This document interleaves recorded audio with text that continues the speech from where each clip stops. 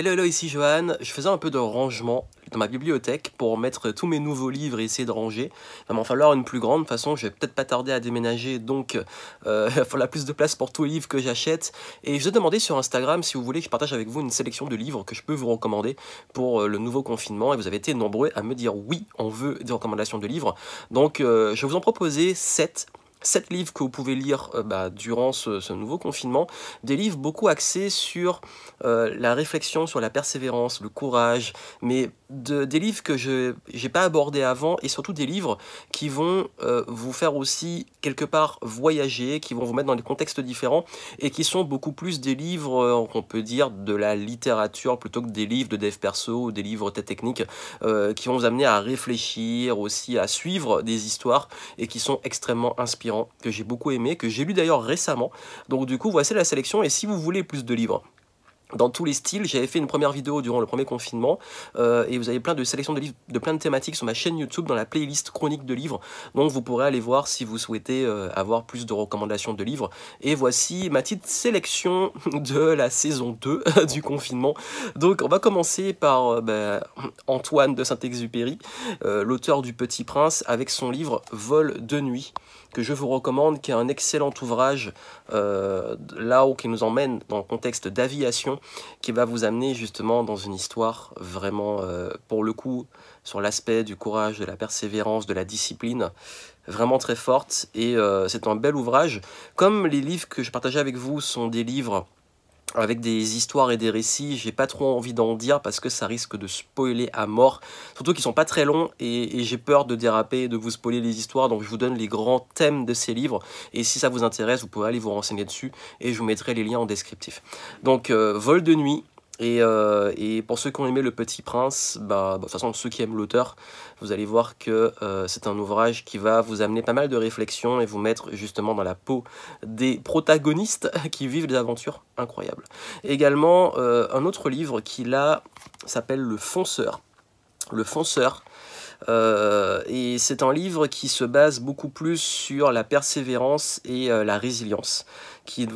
Pour le coup, Le Fonceur, en fait, ça vous met dans la peau du protagoniste. Encore une fois, comme je dis, c'est des histoires inspirantes qui va vous emmener dans toutes ces galères et comment il les surmonte étape après étape. Et ça se lit extrêmement vite. Il fait quoi? Il fait 100 pages, une centaine de pages. Donc vraiment, c'est le genre de livre qui peut inspirer, auquel vous pouvez vous identifier, et qui donne beaucoup de courage et qui donne envie de continuer pour ceux qui ont un petit peu du mal, qui se découragent, qui perdent parfois la foi. Donc voilà.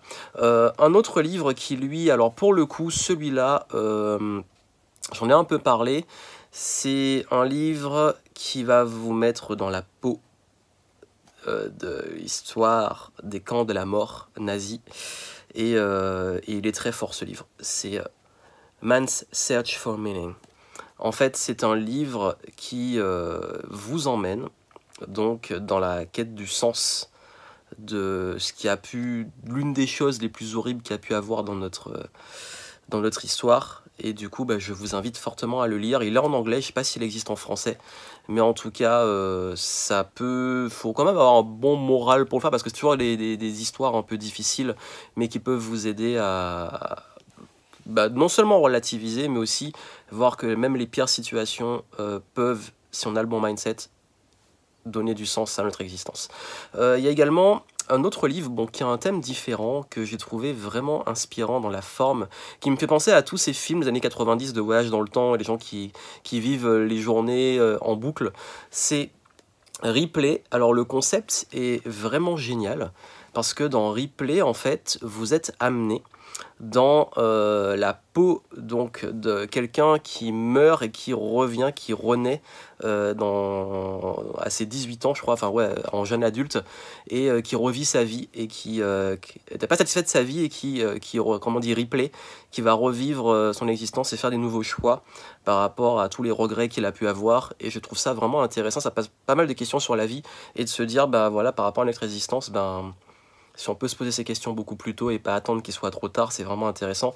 Et en parlant de cette thématique, je vous invite pour le coup à lire l'excellent Les 5 regrets des personnes en fin de vie, dont j'ai beaucoup déjà parlé, qui est un classique que j'ai relu.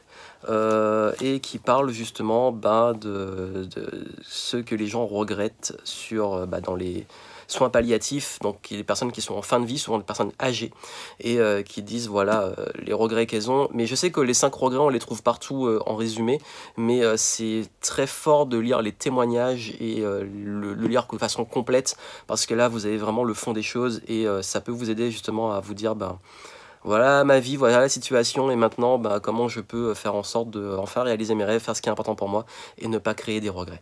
Vous avez également, bon là, ceux-là j'ai déjà cité, mais je vais finir avec quand même parce que je trouve que c'est très contextuel. Éloge de l'insécurité, donc d'Alan Watt, qui est un livre qui va vous amener justement à réfléchir sur le concept de la sécurité pour tous ceux qui pensent qu'on est tout le temps en sécurité, qui cherchent la sécurité. C'est un livre qui relativise beaucoup sur ça et qui vous pousse à des grosses réflexions, qui n'est pas forcément un angle qui est agréable à lire plus qu'à écouter, mais à lire, mais à entendre quelque part, pour comprendre que finalement la sécurité, c'est une quête de toute notre vie, mais que c'est pas l'approche qu'on cherche et qu'on veut est une quête parfois sans fin. Et on apprend à vivre justement avec ça. Donc, comme le titre l'indique, l'éloge de l'insécurité, lisez-le si vous ne l'avez pas encore lu.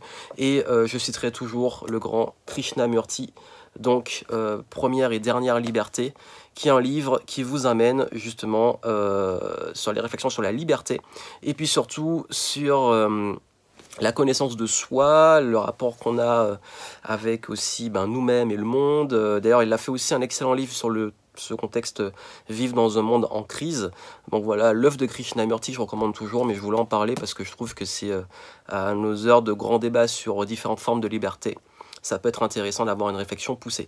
Voilà ces livres, donc dites-moi en commentaire, vous, si vous avez des petits livres que vous pouvez recommander, là, que vous allez lire, vos lectures en cours, ou les livres que vous pouvez recommander pour ce nouveau confinement. Et puis n'oubliez pas d'encourager aussi les librairies de proximité, même si elles seront fermées, mais je crois que certains livres, plus qu'Amazon, bon, si vous n'avez pas le choix, oui, vous pouvez toujours, mais moi, j'essaie toujours, j'ai fait le plein. Je vais souvent en librairie et j'ai fait le plein, donc là, j'ai plein de livres. Comme vous savez, moi, j'accumule des livres plus que j'ai le temps d'en lire, donc là, je suis content parce que j'ai vraiment de quoi faire et je peux aller piocher dans ma bibliothèque. D'ailleurs, je pense faire une vidéo sur ce truc-là, d'acheter plus de livres qu'on a le temps d'en lire. Ça peut être vraiment un bon sujet.